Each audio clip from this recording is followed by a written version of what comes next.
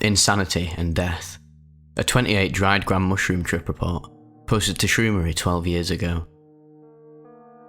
A few months ago, after a long time where I wasn't tripping for some odd reason, I would take a large number of psychedelics that would hit everyone else except for me, I decided to take the penis envy mushrooms again, them being the only mushrooms that I've ever actually tripped on. Because I was having such a hard time tripping, I decided to eat an ounce of dried penis envy. We got to the beach at around 6:30 or 7. I had more than half of the mushrooms soaking in lemon juice on the way. I started munching on them as soon as we got there and took almost an hour to eat them all. I'd started tripping within 30 minutes, but nothing too much, just the giggles, weird colours all around me, nothing much really. A little after the hour mark it started hitting me pretty hard, but I didn't seem to notice. I just thought everyone was going kinda crazy. I heard all my friends laughing hysterically and talking random crap for what I felt was hours, and it started to get on my nerves. It turned out that they were actually all quietly staring at the sky in reality. I started telling them again and again to just shut up, shut up. Then I started hearing these weird voices everywhere screaming in other languages. I looked up and there's people all over the beach. Now I'm really aggravated. I started having difficulties breathing. I started to enter a panic. I felt my heart rate increase tremendously. And at first I saw this as a danger, but not life-threatening. I told my friend I couldn't breathe. I can't breathe.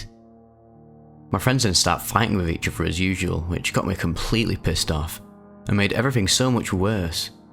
It's now hard for me to catch a breath and I feel like I'm having an asthma attack. I started pouring sweat. I must have lost 5 pounds in water. I had this 10-foot circle of sand around me wet from my sweat and my body temperature was so high. Now, I'm not only worried about not breathing, but also dehydration. At this point, for some reason, I thought I was rolling too, and that was causing the dehydration. I started losing my sanity more and more, and my complaining to my friends started becoming aggressive demands, and soon led me to screaming at the top of my lungs. It was right now that I was tripping so hard that I could not make out my actual surroundings. It was just all hallucinations. From then on, I was completely blind for a few hours. Everything I saw and heard was hallucinations, way stronger than any DMT trip I've ever had. I looked up and all around me were these green, sexless, muscular people, all staring at the moon and doing a semi-dance or jumping motion and chanting in this weird language. I actually felt really sober in that moment, which made me feel even worse because I thought I was actually dying and not tripping at all. I then got the idea of running to a small convenience store nearby, killing the clerk and stealing the water for my own survival. I stood up, which is easier said than done, and when I looked for the way out of the beach, all I saw was sand in every direction, endless sand, and it was daytime. I was all alone, dying. My misery started to slowly turn to torture, as I started to feel some of my organs working overload and others shutting down. I felt like I was burning alive. At this point, I was a killing machine, and nobody could get close to me. Most of the time, I was with my face in the sand, my eyes wide open and screaming at the top of my lungs. Fuck you, I'm fucking dying. I felt that anyone who stood in front of me was a threat to my survival, and if I was going to die, I would take them with me. I not only felt like I was dying, I felt like I was being murdered. I thought I saw a muscular figure in front of me and I tried to kill him with a big rock, but it turned out to just be a handful of sand. I then proceeded to punch the ground as hard as I could. Nobody would get near me. I felt completely unstoppable right now. Someone could have shoved a spear through my chest and I would have pulled it out and beat them to death with it. As more and more time passed, I tried harder and harder to fight my death. I wouldn't go out without a fight. I was ready to do anything to survive. I'd even cut myself open and do my own surgery, as I could actually diagnose myself at that point in time. I knew what was going on and where it was in my body. I remembered I was dehydrated, so I ran to the ocean and dragged 2 people into the water who were in my way. It took all of my strength to get up, as I would sometimes try and get up and immediately my body would shut down and I'd fall face first. When I got to the ocean, I started gulping salt water, before quickly realising that I would dehydrate even more. so I decided to just hydrate my body by just staying in the water itself. Then, all the screaming stopped, and I heard a weird voice saying, "Rip out your eyes." I immediately saw a dagger fly past me with an eyeball, and I tried gouging out my eyes, but then realised what I was doing, and I fell into a trance, and all I could see were these pyramids with eyeballs. I kept feeling overjoyed as I had figured out what they meant, but then remembered I was dying and would begin screaming again. I got stuck in this loop for a while, repeating the same thing over and over, and I finally gave up and realised I was going to die regardless of what I do. I just decided to lay down and wait for my death, which would hopefully be soon. When I did lay down, the pyramids came back. Then I saw the earth, and I would zoom into different parts of it and see wars being fought and a lot of people being killed. After a while, I decided I couldn't handle it anymore. I decided I want to kill myself. I looked around for a knife to cut myself open but found none, so I decided to drown instead. I threw myself in the water. I waited for what seemed like 30 minutes, although it was obviously less. My girlfriend pulled me out of the water. I decided everything I did was useless as I was too weak to do anything anymore, so I decided to lay down and die with a smile. After about another 20 or 30 minutes of me just smiling, talking shit and waiting to die, my body suddenly lost all feelings, and in front of me I saw this portal in the shape of a vertical eye, and inside was a swirling pattern of eyeballs that's almost impossible to put on paper. I went through this portal and suddenly everything went black. I was finally dead. I could see my lifeless body being dragged to the sidewalk, but I was finally happy. The eye opened my eyes, and I was on a cloud, and all around me were light people, much like the ones from DMT, only much more defined and with wings. There was about 12 of them. In the distance was this palace. This place was the brightest I've ever seen. Then one of these angels kneeled down and held my hand, and I felt the most intense euphoria ever. I never imagined I could be so happy.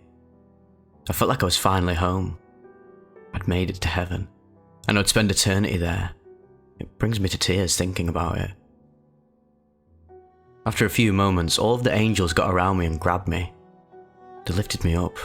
They were going to take me to somewhere, the palace perhaps. After a few moments, I felt my body moving and I was dropped on the sidewalk. I was sitting at this point and everything was a reddish tint, and my girlfriend was in front of me, assuring me that I was okay and that I was indeed alive. I was actually disappointed to be back. It took me a good 10 to 15 minutes for me to get oriented and to stand up and leave to avoid police clearing the beach at 2 AM. After this, I was tripping for another 2 hours or so, like if on an eighth, but I felt sober since it'd been so intense. I only knew I was actually tripping from looking in a mirror. This trip was followed by another bad trip on 5 grams, although not nearly as bad, and 2 more really uncomfortable and strange trips of 7 and 5 grams again.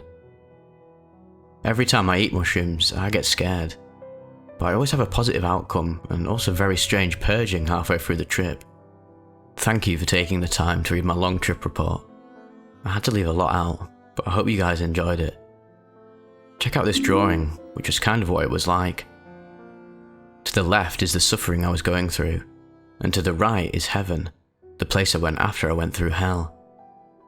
In the middle, the blue man is what my girlfriend saw while I was going through the experience, and the beings by the pyramid are the beings that visit us in our trips. Oh, and the pyramid, of course, is God. Well, that was probably the most twisted megadose report we've featured in quite a while. This is a prime example of just how badly these experiences can go, especially when you go into it with a lack of humility, a bit like how this guy says he does. There's actually a Reddit post, I'll link it in the description, by the user All-Seeing Ike, who actually wrote this report. He posted this 8 years ago. It was, "I ate 20 dry grams of mushrooms, ask me anything." And there's a lot of comments, and he replies to quite a few of them, and probably my favourite one is by Tregart. He just puts, "Why?" ? And Ike comments back with, "Well, that's the $1 million question. Basically, I thought I was immune to bad trips and wanted the experience of a lifetime. I got it though, but it wasn't fun, and when I realised that lifetime was going to end that night. Someone else replies with, do you still consider it a bad trip now? Was there any lesson learned about letting go and surrendering? Ike says, I learned to let go and surrender because no amount of fighting would save my life. I learned that whether I like it or not, I will die. Well, yes, it was a horrible trip, but I got a lot of positive realizations from it, and one hell of an experience, and made it out without a scratch. Well, except a cut on my leg. I don't know how. So overall it was good. I'm glad I had it. Yeah, again, a common thread throughout all of these macrodose experiences. Whenever I say that, people think I'm saying microdose. No, I don't think it's a microdose. Or macro obviously just means it's the opposite of micro. Yeah, basically a megadose, just to keep it simple. And you take, just say beyond, this is beyond a heroic dose. Obviously, it's within the heroic dose range. Anything 5 grams and over is, but this is just on a whole other level completely.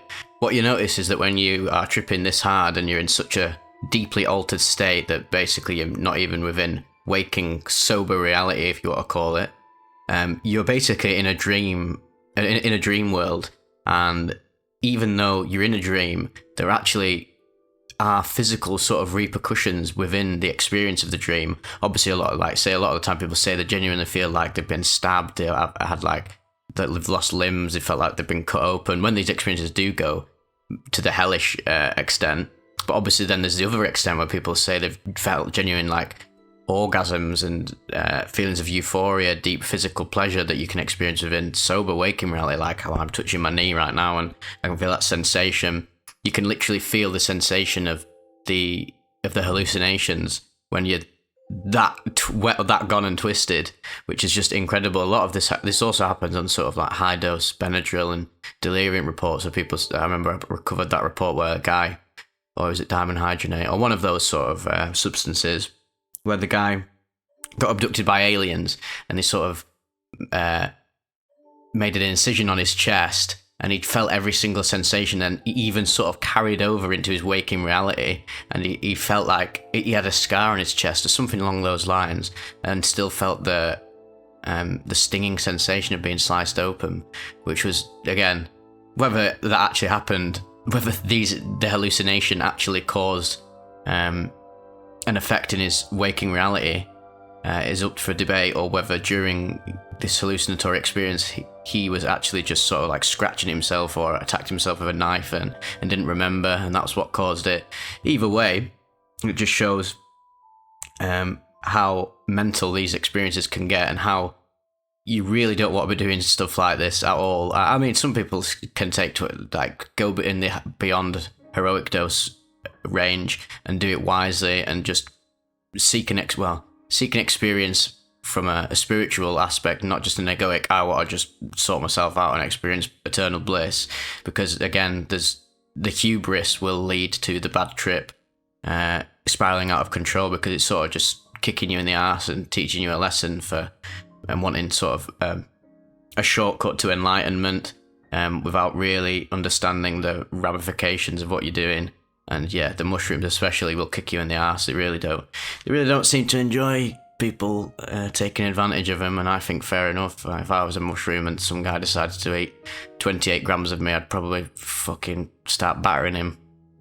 Because, yeah, sometimes they didn't really need it, but oftentimes, yeah, another common thread is that no matter how bad the experience is, obviously sometimes it can just be terrible and you can have PTSD, and it's really not worth even risking the chance of having the heavenly experience at the end. That oftentimes is a heavenly experience of people who go through hell, and they have to sort of have their ego completely rearranged, basically mocked to the point of like almost suicide, to then come out the other end and realize the innate beauty and be shown like these visions of angels and heaven and paradise. But the path to that is often a journey through hell, which is like, do you actually want to experience that? Some of you might feel fully open to that in a non-egoic sense and be like, I'm 100% open to doing this and facing my fears directly and just wading through hell to experience heaven, rather than say the other course of action where I like to do with my tripping, and I'd suggest most people do it because human beings are very fragile, and we all have to admit that we do have deep fears that we don't want to fess up to and that we're not ready to address. Just to take psychedelics wisely and cautiously, over the years and keep integrating trips and just take the slow and steady but wins the race course of action. Definitely a better idea, personally, I think. Another thing he replied to was, this guy put, Alien Moose, what defines that trip for you? What was the one thing you saw, felt and realised that will stay with you forever? Ike responds with, well, dying. I never realised just how fragile life can be and how easily it can be lost. Ironically, I also remember feeling invincible while fighting the effects. I felt like an unstoppable monster, and that made me realise I was much stronger than I could imagine. But what I got out of that trip was respect for these substances, because I found out the hard way just how powerful they truly are. So yeah, oftentimes you really do have to go through these traumatic experiences to understand these things. I'd say most people shouldn't be doing this because they can realise this in a much safer, manageable fashion. But for some people, I say this guy, he talks, the guy in the end of the trip report, he talks about how a lot of these trips came with purging, and purging is often a sign, obviously not always a sign, this is a generalisation. If you purged that, I'm not saying you've got like some demon within inside you, but purging is often symbolic of the fact that you've got dark energy, if you want to call it that. Not literally like, when I say dark energy, you've got to sort of take it with a grain of salt. I don't think there's like this weird aura inside you that you need to get rid of. Dark energy is literally just sort of like your egoic backlog, the shit you're suppressing, sort of like the darkness, the shadow, if you want to call it. And the purging is a symbolic act of, quite literally, ridding yourself of it, exercising yourself of this darkness and being able to embrace the love. And oftentimes, the only way to get rid of the evil is to relinquish it via a physical act of puking or leaking some other bodily orifice, or even just like I've had purging experience of just like screaming so loud that I scream so loud to the point where it reaches like an apex and then I just sort of break through, and then I feel like I've gotten rid of all my demons through that. I've never actually vomited or done anything like that. That one time, I did piss myself the first time I had an ego death, and that felt like a purging experience as well. So you got to be careful for stuff like that. It can very much happen when you're having an extreme experience. So just remember to keep your fucking diapers on you. Or diapers, what the fuck, you Americans have, you fucking Yanks have corrupted me. Oh god, now I'm chatting shit again. Another one was, I don't even know what this guy's saying. I ate so many once, I had a similar experience. I was having a wonderful time until the podcast playing in the other room started morphing into gibberish. Then all of a sudden, Joey Diaz's voice sounded like a Japanese girl's. I thought my brain was dying. So I leapt up from the tub where I was letting shower water wash over me and ran around the house slapping the walls, wet and naked, trying to convince myself that I was alive and muttering things like, "Oh, this is it, You're really cool now, right? Tell all your friends, this is where you wanted to be." I felt like whatever realm I entered, I was totally unready for. I was all alone too, just a bad trip. Except for the first part, and I haven't done it since. Ike replies with, "I know that feeling. Mushrooms fuck with my hearing like nothing else. Once on a low dose, I was listening to The Dead and I could not understand it. It sounded like a really shitty song with robot garbled voices that I'd never heard before. On high doses, 5 grams and up, I started hearing alien voices shouting and what I can only refer to as mechanical bird calls and forest alarms ringing. Very chaotic, but so satisfying." So lots of interesting replies in the comments here. I'd actually suggest you go and read them yourself. Do some homework for this report. Get some extracurricular psychedelic research up your sleeves. It often helps. Another thing I'd like to say is that I do these trip report readings, but it can often be illuminating to actually say, listen to me narrate it and then go and read it yourself. And you can often interpret the report even deeper. It helps to go over things over and over again and connect the dots, because oftentimes, you can take a lot of information in when someone's reading to you, but you actually directly taking it in via yourself and scanning it with your own eyes into your own brain can often be a more direct way of accessing information than just somebody speaking to you. Although, to be fair, all of us have different ways of absorbing information. Some people are more audio-based, reading-based, so it's all just relative to you, but it's something I would suggest. So definitely read some of these replies in the comments. There's too many to really count. I'm not really sure if the guy talks about how his wife has got a Facebook page, Vicky's Art, and his Instagram is Icadelic. Oh, very, very witty, my lad. So check them out if you can. I didn't leave a link in the description or anything, and I've not been able to find them, but if you do manage to find them, please let me know in the comment section below.